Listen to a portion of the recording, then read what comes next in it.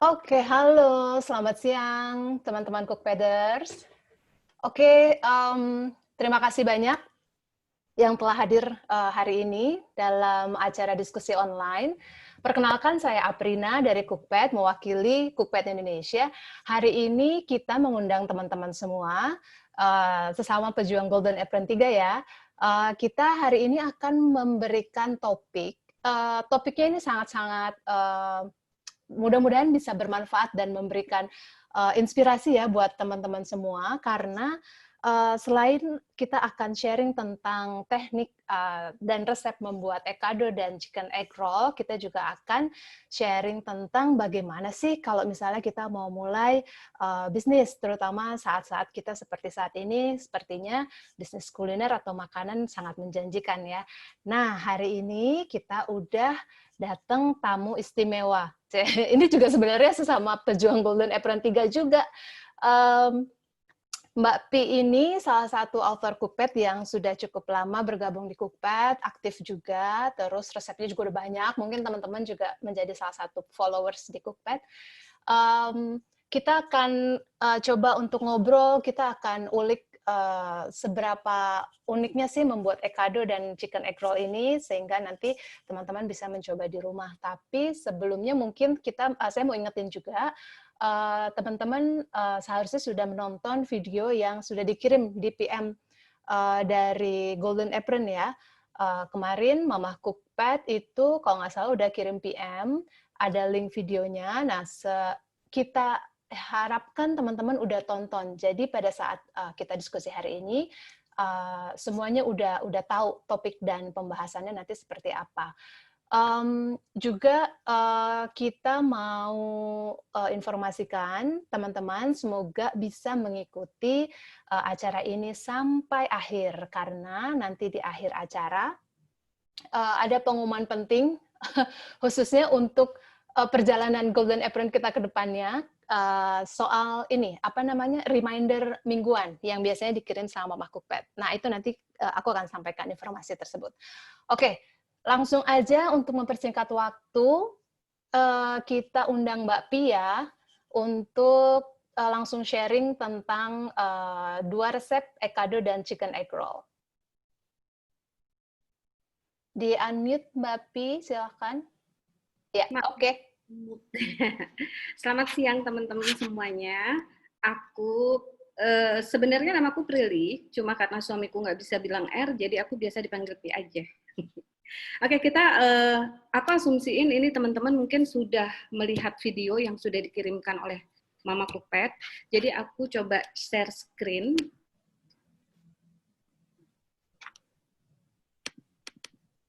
Oke, cara membuat ekado. Nah, ini adalah aku akan bahas untuk membuat ekado dulu. Nah, sebenarnya ekado itu apa sih gitu kan? Sebenarnya makanan Jepang atau bukan? Tapi sebenarnya ekado itu juga sebenarnya bukan makanan Jepang, tapi dia lebih seperti manibek yang sebenarnya berasal dari Cina. Cuma dari Cina itu biasanya dulu manibek itu isinya adalah daging, sementara ini adalah isinya ayam dengan udang. Itu sih.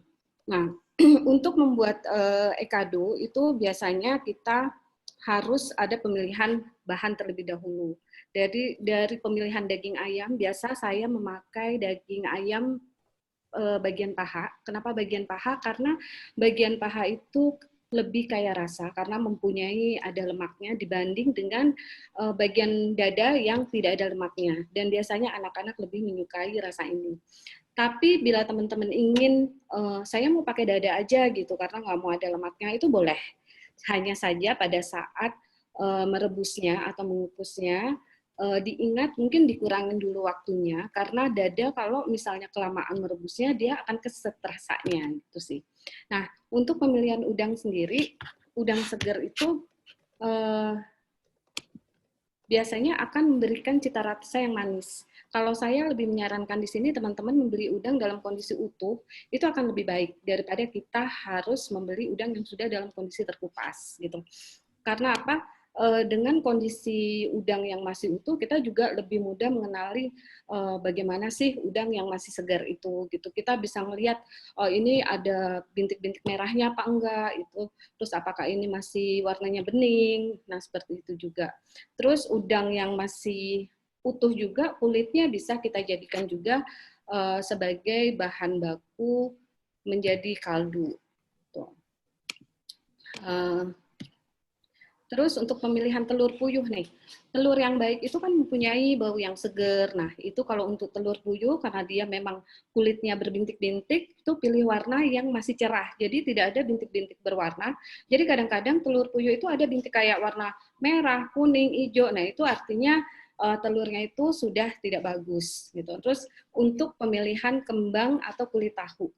Kemarin ada beberapa yang bertanya sih di inbox saya, Mbak, saya pernah bikin tapi kulit tahunya itu rusak gitu, terus kembang tahunya itu hancur, gimana? Nah, mungkin pemilihan yang salah pada kulit atau kembang tahu. Jadi kembang tahu sendiri itu ada bermacam-macam, ada 4 macam sih sebenarnya untuk kembang tahu. Jadi kembang tahu itu ada satu itu gohyong, itu tipis, inilah yang kita pakai. Dia bentuknya tipis, lembut, lentur, dan dia tidak perlu lagi untuk kita rendam lagi di dalam air. Dan rasanya itu dia sudah asin. Jadi pada saat kita membuat adonan, itu makanya di sini saya tidak terlalu banyak menggunakan garam, karena memang kulit tahunya sendiri itu sudah asin. Nah, yang kedua kembang tahu yang jenis batangan. Nah, itu bentuknya bergulung-gulung. Nah, itu biasanya dibuat oleh orang vegetarian sebagai pengganti suiran ayam, karena kalau dia direbus dia akan lebih mengembang dan bisa disuir-suir gitu. Nah, satu lagi itu kembang tahu yang simpul. Nah, itu biasa untuk sup. Nah, satu lagi ada lagi yang dia bentuknya lembaran, yang mungkin teman-teman suka lihat juga, bentuknya bergelombang, kering, yang mungkin kadang-kadang itulah yang suka direndam terus agak rapuh gitu. Jadi kalau misalnya teman-teman ingin membuat ekado, pilih kulit tahu yang memang dia rata bentuknya, rata kotak, dan biasanya di supermarket itu dijual per lembar. Satu lembarnya itu kira-kira seharga 18.000, itu bisa kita potong menjadi 24 gitu sih. Nah, ini ada cara pembuatannya. Seperti ini sebenarnya sudah ada di video, cuma saya hanya mengulang aja. Jadi seperti menggeprek bawang putih, terus mencampur filet ayam dan bawang putih. Ini teman-teman bisa menggunakan hand processor atau mau menggunakan blender, itu boleh, sesuai dengan yang ada di rumah aja gitu. Jadi bawang putih itu langsung dicampur dengan ayam, langsung kita haluskan. Tapi kalau misalnya teman-teman ingin lebih gurih lagi, bawang putihnya boleh loh digoreng dulu setengah matang, baru dicampurkan kepada ayamnya, baru setelah itu dihaluskan. Nah, setelah halus, kulit tahu ini yang sudah kita potong-potong, ini saya potong-potong ukuran sekitar 12 kali 12, itu kita masukkan 1 sendok makan adonan yang sudah kita haluskan tadi. Sebenarnya untuk jumlah takaran berapa sendok makannya itu tergantung teman-teman sih. Teman-teman mau seberapa besar mau membuat ekadonya. Kalau ukuran 1 sendok makan munjung yang seperti ini, ekadonya itu besar banget sih jadinya. Jadi saran saya sih satu resep ini, di video di resep ini memang jadi 10. Tapi di Cookpad saya itu saya sudah memodifikasi jadi 15 gitu. Nah, setelah adonan halus, kita masukkan ke dalam kulit tahu ini. Terus setelah itu kita masukkan telurnya, baru kita ikat dengan menggunakan benang. Kita lakukan sampai semua adonan itu habis. Setelah itu kita panaskan kukusan. Nah, kukusannya itu kita olesi dengan minyak. Supaya apa? Supaya pada saat kita mengukus, itu tidak ada lengket. Jadi kita lebih mudah lagi mengangkatnya. Jadi adonan ekadonya itu tidak lengket.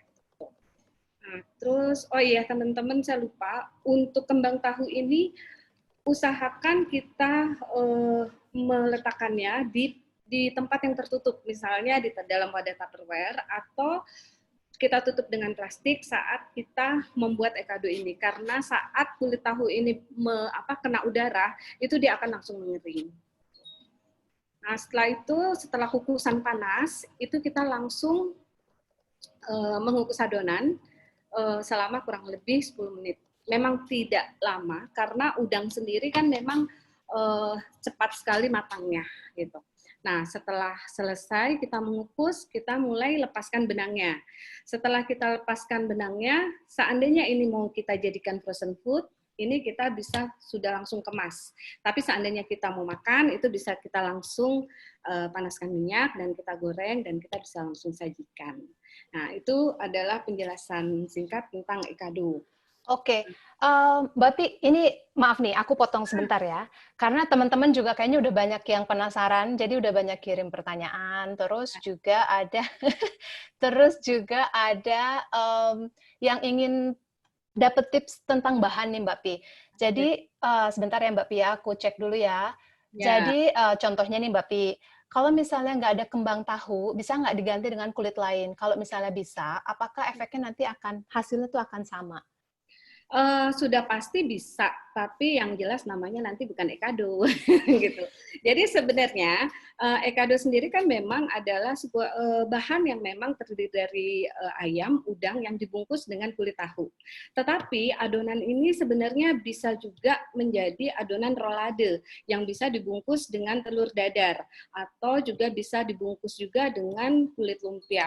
Nah, saya sebenarnya ada juga di resep saya itu rolade udang gulung.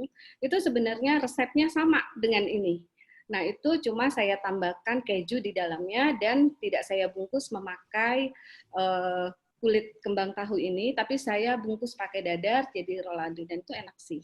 Oke, itu bisa untuk alternatif ya. Lalu Ya, tentang isian nih Mbak Pi, kalau udang bisa diganti yang lain nggak? Kalau misalnya ada yang alergi ya, misalnya ya. diganti dengan daging ayam atau ikan giling misalnya? Bisa sih, tapi pastinya kan rasa akan menyesuaikan ya, gitu. Bisa, Mhm, bisa. oke. Mmm, oke, tadi tentang kulit, kembang tahu udah dibahas ya, teman-teman ya. Lalu untuk cara mengikatnya tuh, Mbak Pi, kan Hmm. ada, pakai benang kasur gitu ya, Ya, itu bisa diganti yang lain nggak, Mbak Pi? Mungkin ada alternatif lain? ya. Jadi gini, pernah waktu itu, waktu saya membuka kelas online ini, ada peserta yang memakai benang jahit, itu jadinya luntur dia. Nah, jadinya dia kebetulan pakai benang jahitnya warna hijau. Jadi pas dikukus itu jadi ekadonya warnanya ada hijau-hijaunya gitu kayak gradasi. Nah, tapi Oh, oke. Ya itu membahayakan juga kan, karena kita nggak tahu ya pewarnanya apa ya? dan dan saya lebih menyarankan memang kalau untuk ekado itu diikat dengan benang kasur. Mhm, Tapi kalau kayak seperti di money bag itu sebenarnya bisa juga ini diikat dengan daun kucai atau daun pandan mhm. gitu. Oh, daun pandan, oke. Tapi mungkin nggak akan seketat kalau pakai benang ya? Ya, tapi sebenarnya itu juga kita hanya menyatukan itu aja supaya pada saat dikukus itu tidak terbuka gitu. Jadi sebenarnya memang tidak perlu terlalu kayak ketat itu toh nanti pun kita pada saat selesai mengukus itu akan kita buka gitu. Oke. Nah, kalau soal higienis nih, Mbak Pi, benang kasur itu ada tips sebelumnya nggak? Apa kita rendam dulu air panas atau gimana gitu? Enggak sih, kecuali gini, kalau kita misalnya sudah memakai benang kasur ya kita jangan dipakai dengan yang lainnya. Kalau memang itu diperuntukkan kita memang untuk masak ya kita simpan di tempat masak, simpan di tempat yang higienis. Karena pada saat itu nanti direbus pun itu kan juga sudah ada uap yang lebih dari 100 derajat yang pasti itu akan membuat benang itu juga udah higienis sih. Oh, oke. Baik, ini pertanyaannya wow, semuanya pada penasaran kayaknya ya. Nah, Mbak Pi, kalau soal tadi kan ada menghaluskan ayam ya, pakai food processor, pakai blender biasa, atau pakai cara dicincang, itu ada pengaruhnya nggak nanti terhadap hasil? Enggak ada pengaruhnya. Jadi Karena bebas ya? bebas, karena kalau untuk ekado ini memang kita butuh adonan yang lembut. Jadi kalau bisa sih kita pakai blender, pakai food processor atau hand blender, yang penting lembut. Beda dengan kalau kita kayak dimsum, dimsum itu kan memang ada teksturnya gitu. Kayak udang itu lebih bagus jangan di blender, tapi lebih kita cincang kayak gitu. Enggak sih Mhm, selama kita memang uh, membuat itu halus itu enggak ada. mhm, oke. Eee, oh, ini ada yang bertanya dari Mbak Anis Naila, kulit tahu sama kembang tahu itu sama nggak ya? Sama. Jadi sebenarnya Saya cari di pasar, kulit tahu nggak ada, adanya yang jual namanya kembang tahu. Gimana tuh Mbak Pi? Nah, itu seperti yang tadi aku jelaskan di depan. Jadi kulit atau kembang tahu itu ada 4 macam gitu. Jadi biasanya yang ada di pasar itu yang bentuknya simpul sama yang bentuknya kering banget gitu. Nah, itu sih. Jadi karena sebenarnya itu sama-sama terbuat dari endapan yang tahu itu sih. Cuma memang kadang-kadang mereka lebih yang disimpul, oh itu kembang tahu. Oh, yang kering dibilangnya kembang, yang apa namanya lurus gitu dibilangnya kulit tahu. Tapi sebenarnya sama, cuma kita bagi jenisnya menjadi 4 macam. Yang tadi aku bilang itu, jadi ada yang gohyong, ada kembang tahu batangan, kembang tahu simpul, dan kembang tahu yang lembaran. Itu aja. Oke, baik. Sebentar ya, aku sambil seleksi pertanyaan-pertanyaannya. Soal ketahanan, Mbak Pi. Oke. Nih, kalau udah mateng nih ya, berapa lama kalau misalnya disimpannya di chiller atau di kulkas bagian bawah? Terus kalau di freezer itu bisa tahan berapa lama? Kalau ini kondisinya kan sudah matang. Kalau misalnya ini sudah direbus, itu sebenarnya kalau di chiller yang paling rentan itu adalah telurnya. Nah, telur itu biasanya 3 hari itu sudah tidak bertahan lama. Kalau misalnya mau simpan di chiller, itu 3 hari masih oke. Tapi kalau sudah lebih dari 3 hari, itu telurnya biasanya yang akan membuat adonan itu ikut bau gitu. Karena telur itu kan sesuatu yang memang nggak bisa tahan lama. Tapi kalau misalnya di freezer dengan penyimpanan yang benar, itu bisa tahan lebih dari 1 bulan dengan penyimpanan yang benar catatannya ya. Maksudnya tidak keluar masuk freezer, terus tertutup dengan rapat, plastiknya juga kita benar-benar sealer dengan baik, tidak ada udara, seperti itu sih. Jadi kalau misalnya permasalahannya ada pada telur, apakah proses waktu mengukus itu ada pengaruhnya atau enggak sama sekali? Enggak ada sih, karena telur sendiri memang suatu makanan memang yang mudah sekali untuk bau.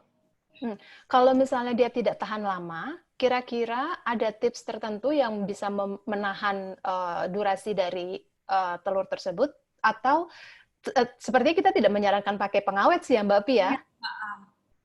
Ya, karena di sini di resep ini pun saya tidak memakai pengawet ataupun MSG gitu kan, karena memang dengan adanya udang segar sendiri itu sudah seperti umami karena dia rasanya manis, ya kan. Terus kulit tahu sendiri itu sudah ada rasa asinnya gitu.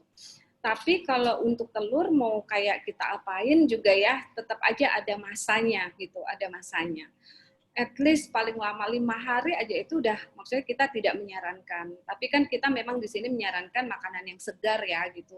Kita masak sendiri, kita goreng, kita buat keluarga kita kayak gitu sih. Kecuali memang kita memang masaknya banyak, kita bisa simpan di dalam frozen food. Oh, balik lagi ke kembang tahu. Kalau kembang tahu itu kan keringnya tadi Mbak Pi cerita ya. Itu sebelumnya kita rendam pakai air apa gimana? Kalau yang model gohyong itu dia tidak kering. Makanya tadi aku menyarankan untuk teman-teman, kalau memang untuk ekado, cari yang memang tipenya itu gohyong. Karena apa? Itu tidak perlu lagi kita rendam. Tetapi biasanya untuk yang jenis tipe ini itu rasanya asin. Kalau misalnya teman-teman tidak suka asin, teman-teman bisa mengakali dengan mengurangi rasa asin dari adonan.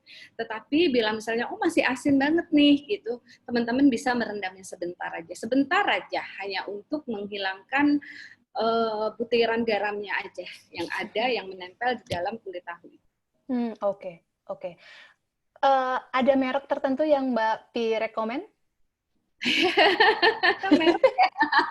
Mungkin nanti biar teman-teman pas ke pasar, oh ini dia gitu kan, harus sama seperti yang punya Mbak Pi, biar anti gagal. Itu nggak ada mereknya, biasanya kalau teman-teman di Tokopedia itu biasanya ada sih gitu. Tinggal tulis kembang tahu, itu nanti aku akan share di Cookpad aku deh ininya apa gambarnya kembang tahu yang aku pakai, jadi teman-teman bisa melihat di situ. Ya, oke. Sebentar. Tadi kulit tahu bisa diganti dengan kulit yang lain, tapi mungkin namanya nanti bukan ekado lagi ya Mbak Tia ya.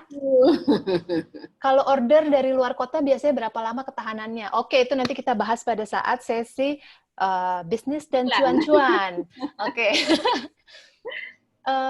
Ya, ini juga sama, Sofia Yogi. Oke, lalu ya, ini merek tahu goyong juga nanti Mbak Pawon mau minajam ya. Tadi sudah dibahas.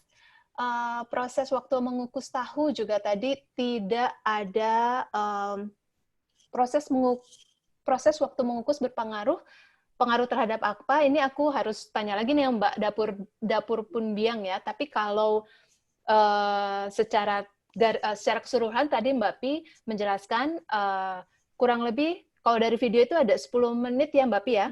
Ya. 10 menit dikukus. Setelah itu ketahanan telur ya kita tidak bisa menahan, tapi asalkan penyimpanan yang benar itu bisa kita jamin ekadonya akan lebih lama dan awet. Bukan awet pakai pengawet ya.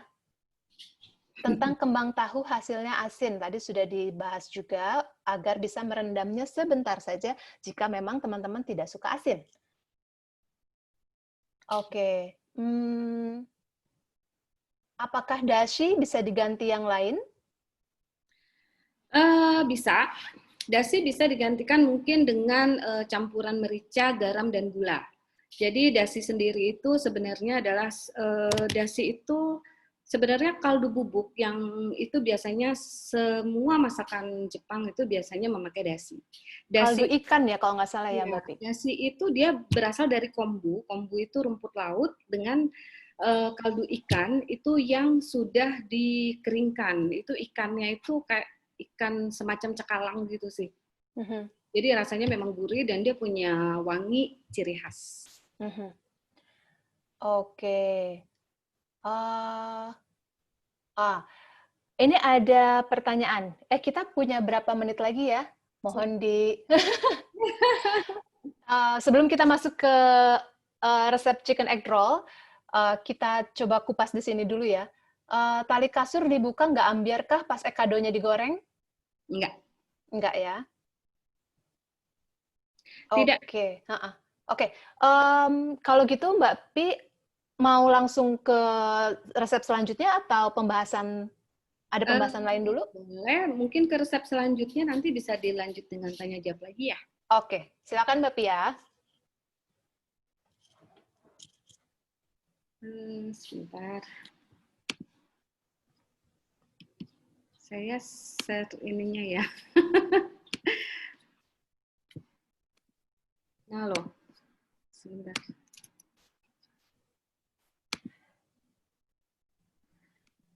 Di aku sih tampilannya udah yang sharing ya. Udah yang sharing ya.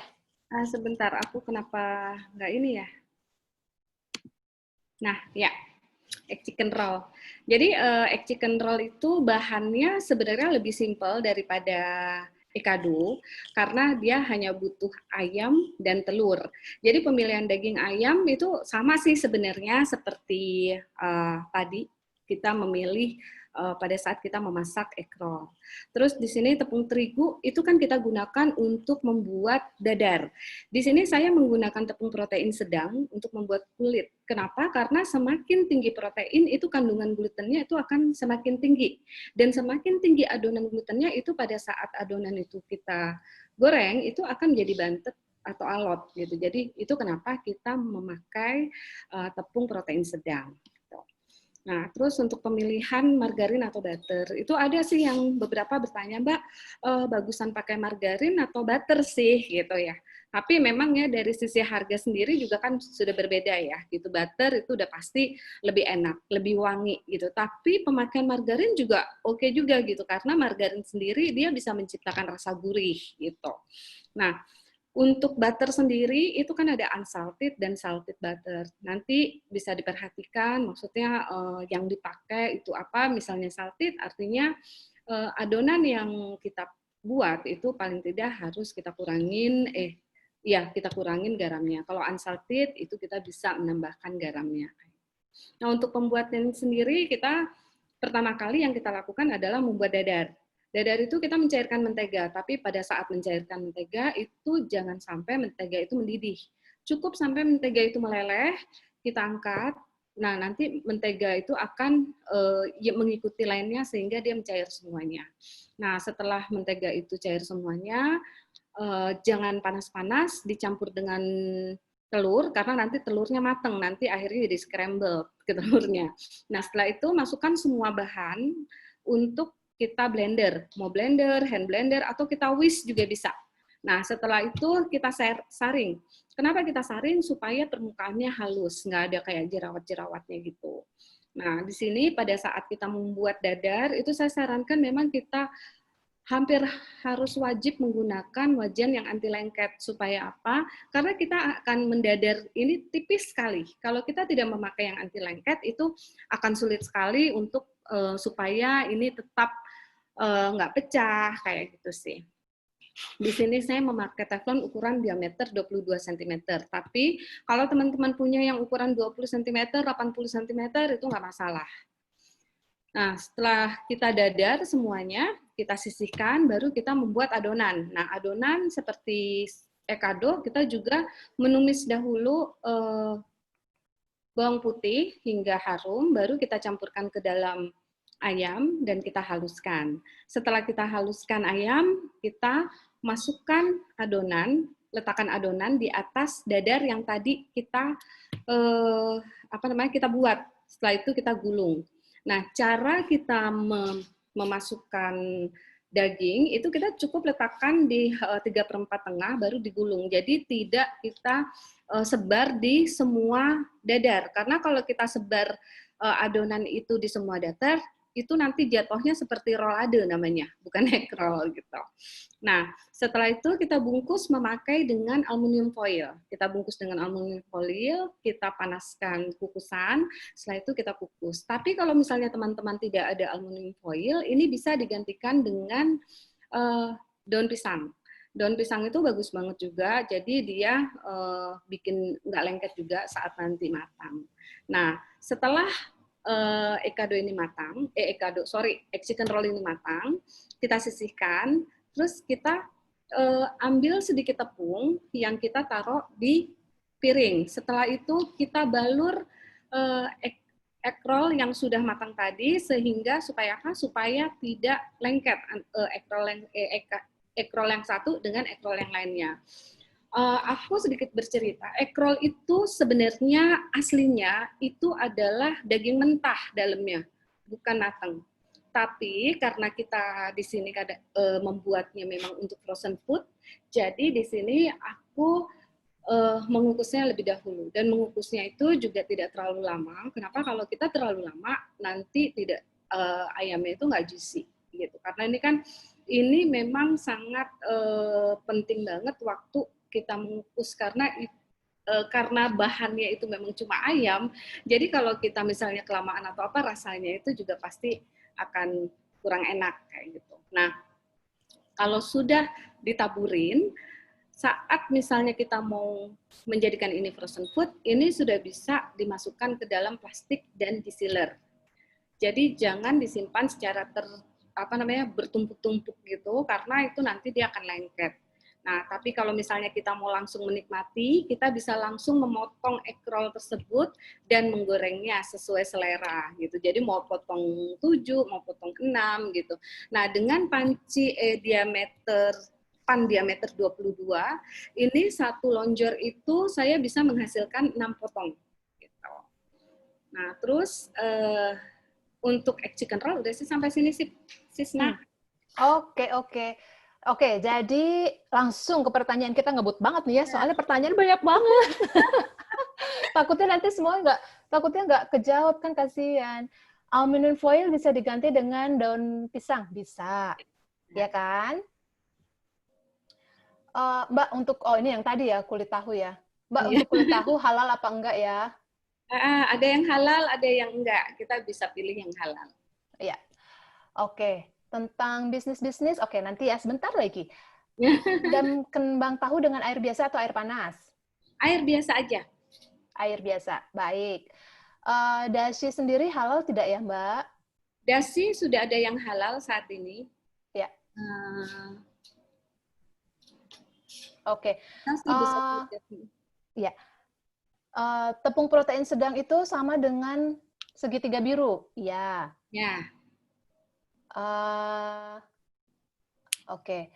Apa bedanya margarin dan butter? Margarin itu dari nabati, kalau butter itu dari hewani. Jadi memang akan lebih, margarin itu biasanya dia akan lebih gurih dan warnanya biasa lebih kuning. Kalau butter dia warnanya biasa lebih pucat, tapi dia biasanya harum banget. Oke, kalau untuk membuat egg roll ini butter unsalted yang asin apa yang nggak asin? Di resep ini aku memakai campuran butter dan margarin. Oh, baik. Berarti ada kombinasinya rasa ya? Betul. Ya, resep Mbak Pi pakai margarin dan butter ya, dapur Mama Deva. Kalau pakai teflon khusus untuk risoles, itu gimana Mbak? Bisa nggak? Teflon yang untuk risoles itu bukan yang teflon walik kan ya? Iya, teflon walik. Beda. Itu beda ya? sekali. Sedangkan ini Mbak bisa ngelihat bahwa ini tuh masih tebel. Jadi pada saat kita menggoreng pun, jadi ini masih ada kulit yang bisa kita rasakan. Oke. Jadi pakai teflon biasa aja ya Mbak Marleta. Iya.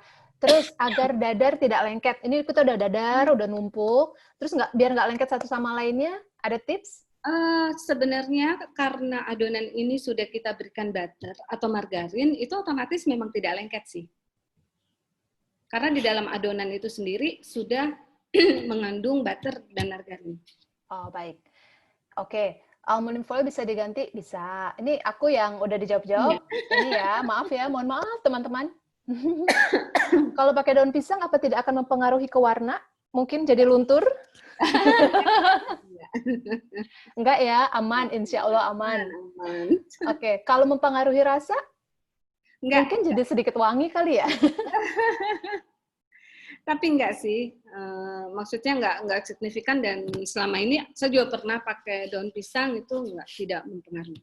Oke, kalau misalnya pakai plastik wrap Mbak, kenapa kita harus membungkus pakai aluminium foil atau daun pisang, tapi tidak? Apakah harus itu? Dan kalau pakai yang lain, nanti efeknya gimana? Ya, karena kalau plastik kita tahu sendiri, kalau plastik itu kena panas, itu pasti akan ada zat-zat kimia yang terurai, dan itu nggak bagus banget untuk makanan.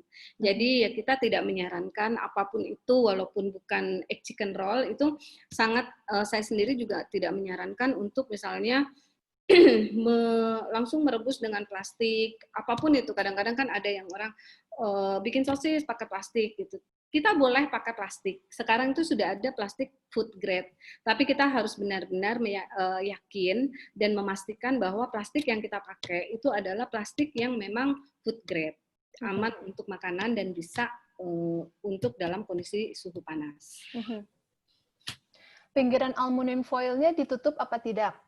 Pas ngukus? Kalau saya tidak tutup, karena biasanya kalau ditutup itu justru akan ada air yang akan nempel, dan itu kadang-kadang suka lengket gitu. Tapi kalau misalnya itu dibuka, itu ada udara yang memang udaranya itu keluar gitu, dan itu lebih mudah untuk kita buka.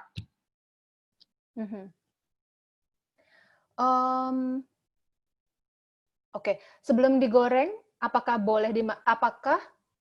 tidak harus dimasukkan kulkas atau harus masuk kulkas? Harus, bukan masuk kulkas, tapi harus masuk di freezer dulu. Karena kalau tidak masuk di freezer, jadi gini, adonan dari egg roll ini adalah adonan yang kasar, tidak lembut seperti egg roll. Jadi memang pada saat tadi kita menghaluskan, itu adalah tidak sehalus kita menghaluskan adonan egg roll. Jadi kalau misalnya ini kita potong dalam kondisi panas, pasti dia akan kayak mencar-mencar gitu. Jadi nggak rapi gitu. Dan ini supaya tepung-tepung yang tadi kita bedakin biar cantik itu menempel dengan sempurna itu. Nah, kita harus paling tidak masukkan ke dalam freezer paling tidak 4 jam supaya itu set lah istilahnya ya. Jadi tepung juga menempel sempurna. Kalau misalnya pun kita ada tumpuk menjadi 2, itu sudah tidak lengket. Oke, berarti itu juga semoga bisa menjawab dari pertanyaan Mbak Manda Riza ya. Jadi egg roll jangan langsung digoreng, nanti ambiar. Jadi Ya, lebih baik masuk dulu freezer, tahan dulu 4 jam, habis itu baru deh dinikmati. Gitu. Nah, ini ada 2 pertanyaan. Minyak wijen, kalau nggak ada, bisa ganti apa? minyak wijen itu sebenarnya selera sih ya. Maksudnya gini, nggak semua anak-anak itu suka dengan minyak wijen. Jadi itu opsional aja sih. Bisa dipakai, bisa enggak. Oke. Um, mhm. Oke. Sambil Mbak Pi, saya pernah coba buat egg chicken roll, tapi hasilnya setelah digoreng, kulitnya tuh mengelupas dan jadi kering, crispy banget. Kalau mau lembut seperti di restoran Jepang, gimana ya Mbak Pi? Aku nggak nyebut brandnya. Tapi ya, satu gini, pada saat kita membuat egg roll, tapi yang saya buat ini pun kulitnya tidak terlalu keras juga, karena kan di sini ada campuran maizena. Maizena itu melembutkan tepung juga gitu, melembutkan dan sekaligus menguatkan. Terus yang kedua, pada saat kita menggoreng itu pastikan minyak sudah dalam kondisi panas. Dan pada saat kondisi panas itu kecilkan api dengan posisi api sedang, baru kita goreng. Jadi hasilnya itu juga cantik seperti ini adalah foto ini adalah hasil real pada saat saya melakukan kelas online masak bareng dulu gitu. Jadi ada beberapa juga yang bertanya, kok pada saat saya goreng bisa gosong atau apa. Nah, itu juga sangat berpengaruh juga dari alat yang kita pakai, minyak yang kita pakai gitu. Jadi pastikan itu semuanya minyaknya juga bagus, minyaknya bersih, terus untuk penggorengannya juga kalau bisa yang memakai ininya tuh tebal, nggak terlalu tipis. Jadi nggak mudah langsung gosong dan langsung kering gitu kulitnya gitu sih. Oke, teman-teman, mohon maaf untuk saya cut dulu pembahasan tentang 2 resep ini. Jadi Mbak Pi akan masuk ke penjelasan atau sharing tentang bakulannya atau ide untuk bisnis dari rumah. Ya, Mbak Pi? Siap. Ya, Sok, mangga. sok. Nah, setelah kita masak, setelah kita selesai, itu pastinya kita ada mengemas, menyimpan, menyajikan kembali. Nah, pada saat mengemas itu satu, bila kita memasak memang hanya untuk keluarga, kita makan sendiri. Contoh deh, satu resep saya itu hanya jadi 5 lonjor. Itu cukup kita simpan di dalam wadah kedap udara. Biasa mungkin ibu-ibu semua kan di rumah udah punya freezer, udah punya Tupperware. Nah, itu tinggal dimasukkan ke situ, dimasukkan ke dalam freezer. Tapi bila memasak dalam porsi banyak, itu saya sarankan simpan di plastik sesuai dengan kebutuhan. Jadi misalnya gini, ibu-ibu setiap kali mau makan itu butuhnya mungkin 2 lonjor atau cuma 3 lonjor untuk keluarga ibu. Atau misalnya 5 lonjor karena mungkin keluarganya banyak. Simpan per plastik itu 5 gitu. Jadi pada saat teman-teman mau mengolahnya itu enggak semuanya gitu teman-teman ambil. Jadi cukup seperlunya yang mau memang dimasak. Jadi itu akan membuat produk teman-teman itu menjadi lama gitu.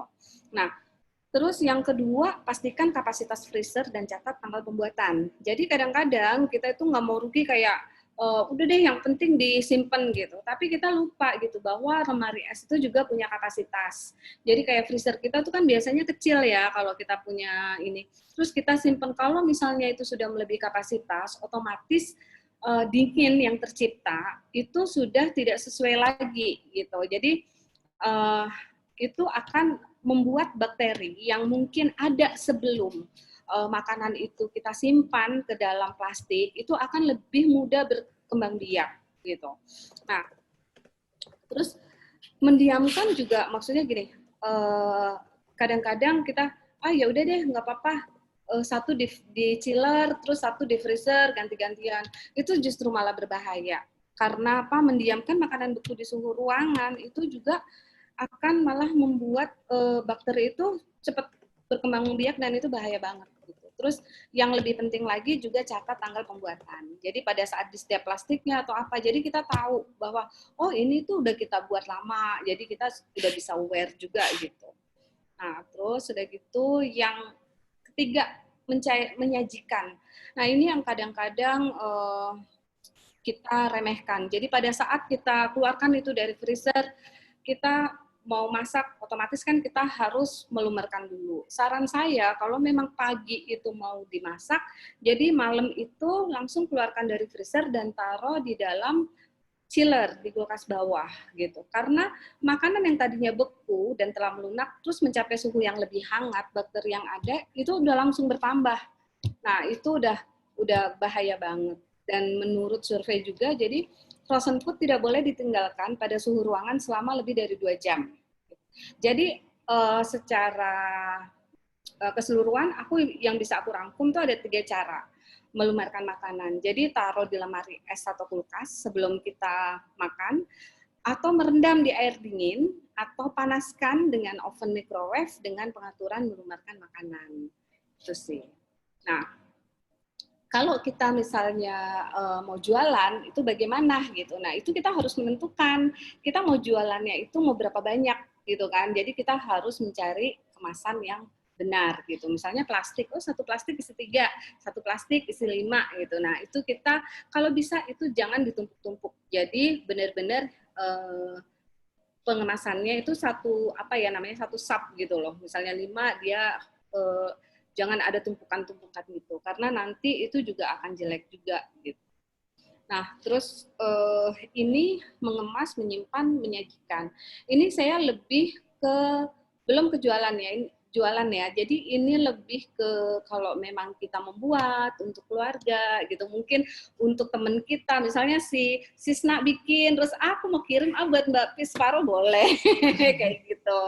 Nah, terus kalau kita mau jualan gimana? Nah, dalam berjualan sendiri itu pastinya kan ada beberapa hal yang harus kita perhatikan. Salah satunya hitung biaya dan menentukan harga jual. Secara garis besar yang harus kita perhatikan itu 1, bahan baku, 2, perlengkapan usaha. Jadi kita harus tahu nih di dapur kita ada sedia apa aja gitu, tenaga kerja. Kita sendiri yang mengerjakan ataukah kita akan membayar gitu. Kalau kita yang mengerjakan, apakah itu dihitung? Dihitung dong, itu kan tenaga, itu kan waktu gitu. Yang keempat, kemasan. Yang kelima, promosi. Jangan pernah lupa bahwa promosi itu kayak misalnya teman-teman menawarkan lewat IG, menawarkan lewat Facebook, itu ada harga yang teman-teman bayarkan, pulsanya, ya kan? Terus misalnya ada bayar ads atau apapun gitu. Nah, setelah itu kita penetapan harga. Gitu. Nah, di sini mungkin kita nggak bisa bahas terlalu dalam karena waktunya juga kan sedikit banget gitu. Tapi di sini aku membuat contoh perhitungan untuk Ekado. Gitu. Nah, Ekado di resep saya itu satu resep itu jadi 15 pieces. Di sini ada filet ayam, kulit tahu, udang, telur ayam, telur puyuh. Seperti ini filet ayam 1000 gram itu harga pasar 60.000 contoh. Walaupun mungkin ada yang 48.000, ada yang 52, itu saya biasa mengambil harga tertinggi. Kenapa? Supaya untuk menghindari kerugian gitu. Nah, yang dipakai kan cuma 200 gram. Jadi berarti harga bahan untuk satu resep 15 pieces itu cuma 12.000. Perhitungan yang sama juga dilakukan seperti udang. Nah, untuk udang sendiri teman-teman harus aware bahwa yang kita pakai adalah udang kupas.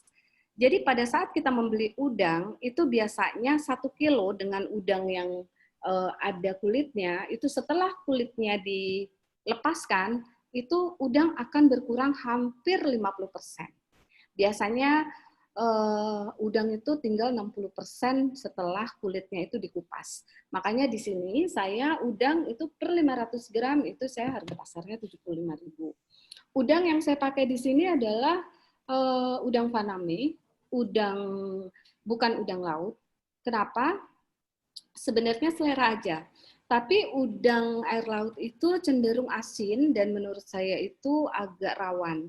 Jadi kalau udang tambak atau bukan air laut itu rasanya menurut saya lebih gurih dan lebih enak aja gitu. Lebih segar juga sih menurut saya.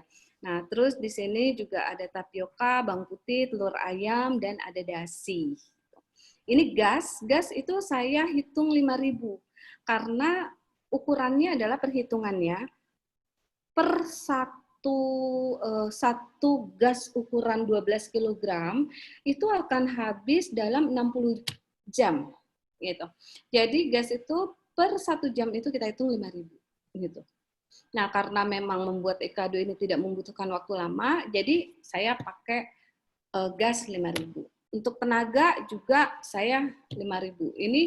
Nah, tenaga ini tergantung berapa resep yang teman-teman mau buat. Seandainya teman-teman mau buat, terus teman-teman, oh saya ada adik saya bantu atau apa, itu bisa dihitung, tinggal dikalikan saja gitu. Jadi dari harga ini kita bisa mendapatkan harga dasar. Nah, harga dasarnya itu 4835, tapi itu baru harga dasar. Belum teman-teman harus menambahkan harga marketing, promonya seperti apa gitu. Kalau misalnya teman-teman nggak mau, ya teman-teman mungkin ada teman-teman beberapa teman yang punya teman yang sini aku deh jualin gitu. Nah itu kan sebenarnya sudah termasuk dari harga marketing. Biasanya ada pertanyaan berapa sih Mbak? Aku harus up dari harga ini gitu.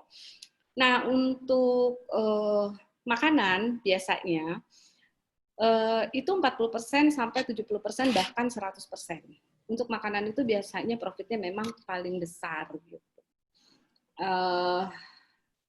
Untuk perhitungan ini itu aja sih. Paling kalau untuk kayak kemasan itu teman-teman juga harus kayak mau sedikit repot misalnya melihat searching, oh kemasan yang bagus itu seperti apa, yang aman itu seperti apa gitu. Terus mungkin ada pertanyaan, Mbak ini kalau mau dikirim keluar daerah gimana gitu, sanggup berapa lama gitu.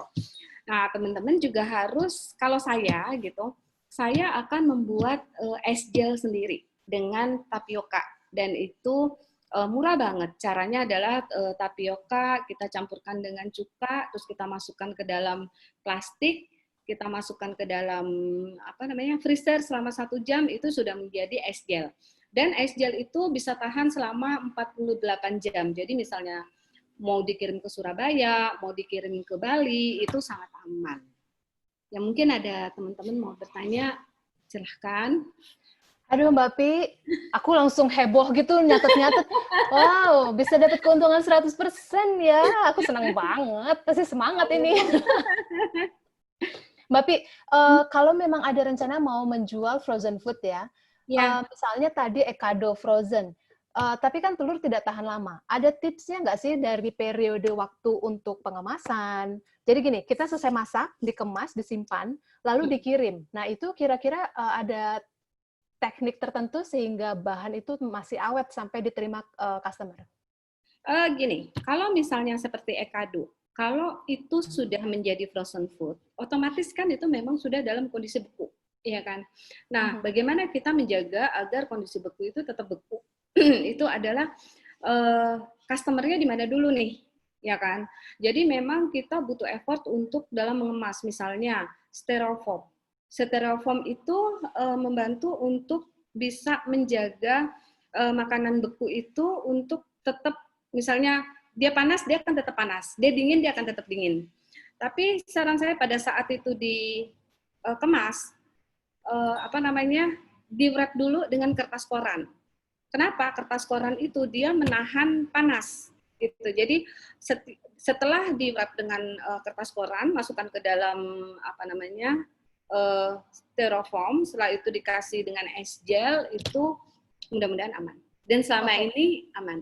Itu tips untuk kalau misalnya keluar kota ya? Ya, betul. Oke, kalau dalam kota aja, telepon aja langsung. Gojek. Abangnya udah langsung cus aja. Oke. Tapi kalau memang usaha, satu lagi ya Sisna, namanya kita memang sudah memutuskan usaha, artinya kita juga harus siap dengan kondisi freezer. Jadi kita juga harus mau invest freezer gitu, yang benar-benar freezer, bukan freezer yang memang rumah tangga yang selama ini kita pakai gitu kan, karena itu akan buka tutup dan itu akan tidak bertahan lama gitu.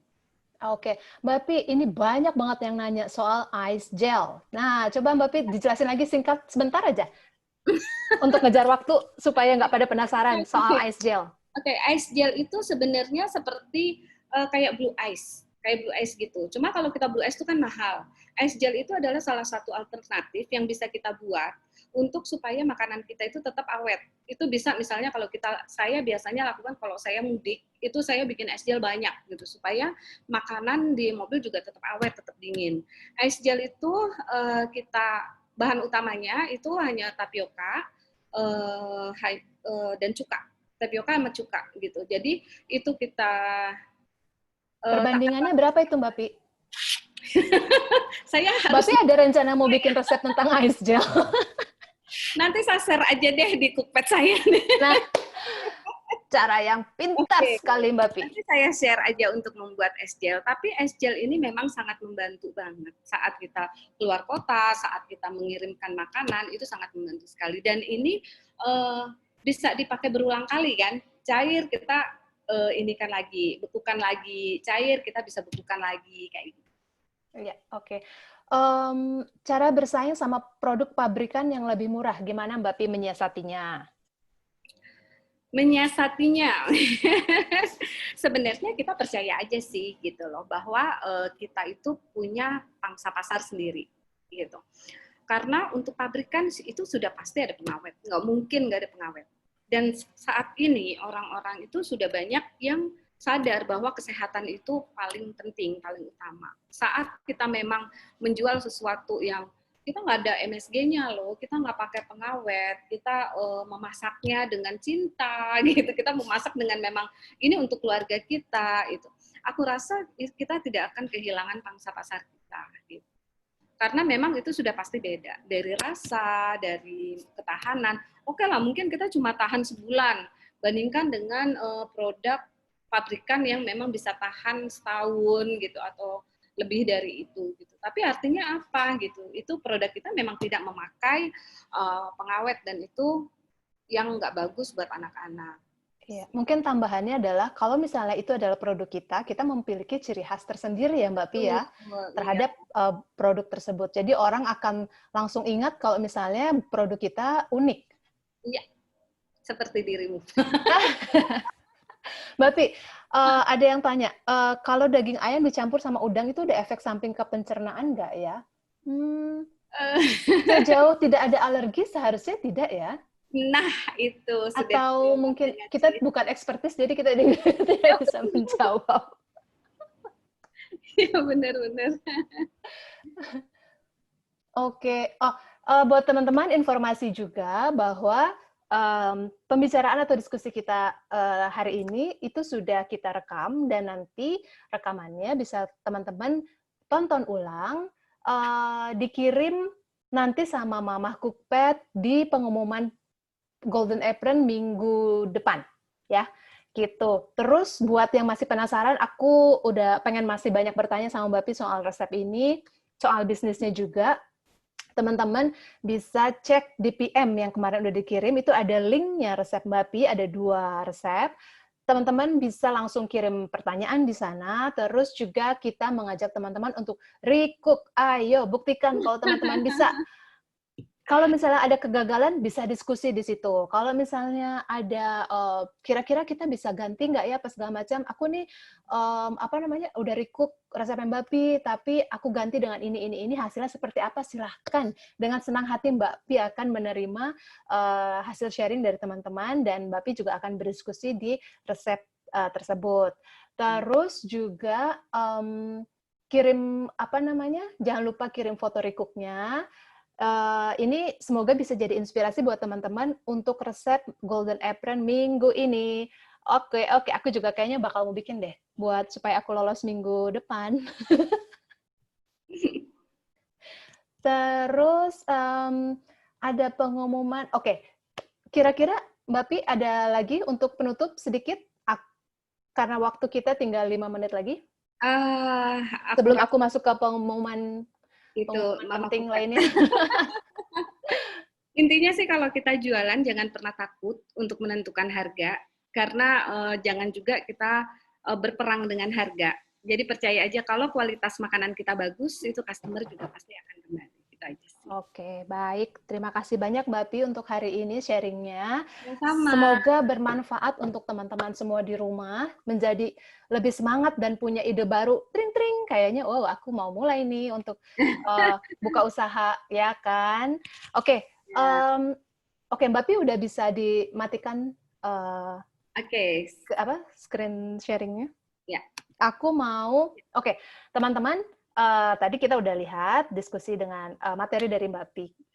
Terus sekarang aku bakal menyampaikan pesan dari Mama Kupet perihal reminder yang kayaknya teman-teman udah mulai merasakan kok kayaknya Mama nggak seintens, nggak sesering sebelumnya ya kirim reminder untuk Golden Apron.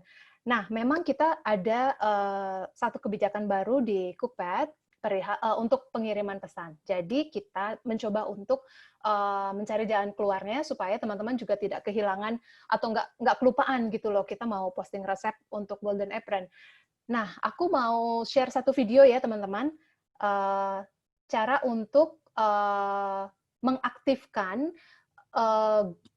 kalender yang ada di handphone kalian. Jadi kalau misalnya teman-teman pakai Android, itu biasanya sudah langsung terkoneksi ke Google Calendar.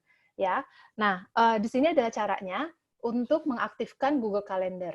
Oke, nanti teman-teman tolong cek di kotak masuk, nanti ada kiriman PM dari Golden Apron Challenge. Nah, ini dia pengumuman penting dari Mama. Nah, di sini teman-teman bisa klik langsung link yang Mama kirim. Nah, ini nanti tampilannya seperti ini, teman-teman. Nah, teman-teman tolong ikuti saja. Nah, tolong ikuti saja flow-nya. Jadi, teman-teman diajak untuk mengaktifkan notifikasi kalender.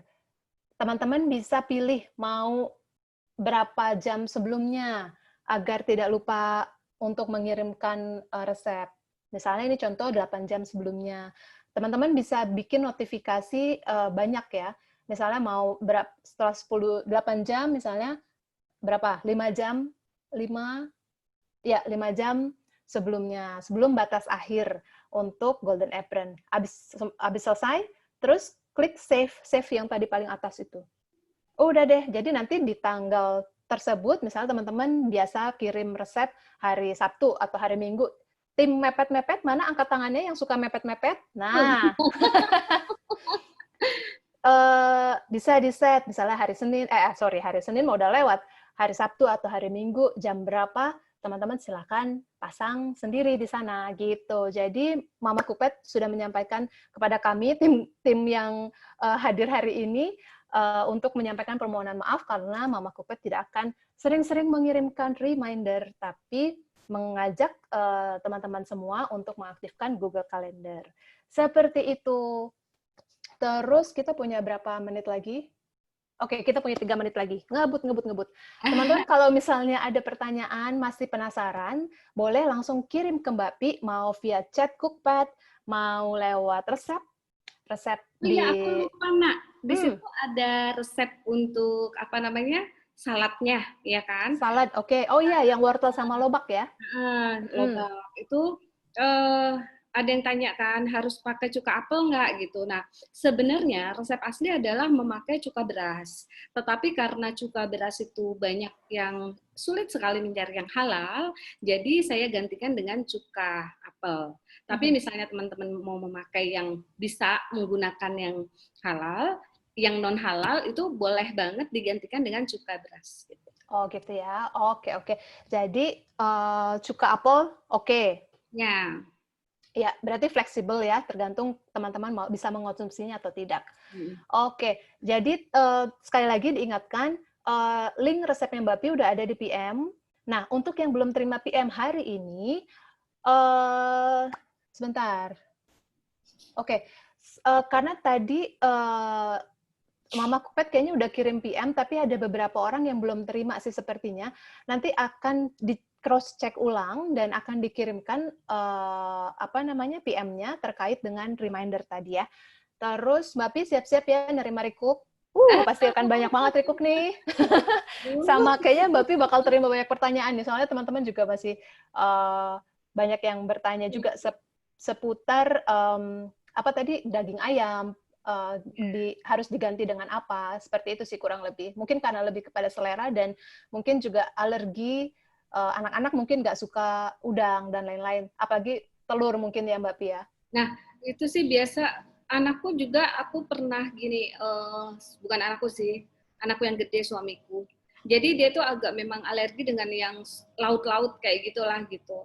Pada saat aku memakai udang jerbung yang memang dari laut tuh dia agak gimana, gatal-gatal gitu. Terus setelah aku menggunakan udang faname yang memang bukan dari laut, itu nggak gatal-gatal. Tapi mungkin itu bisa dicoba juga sih.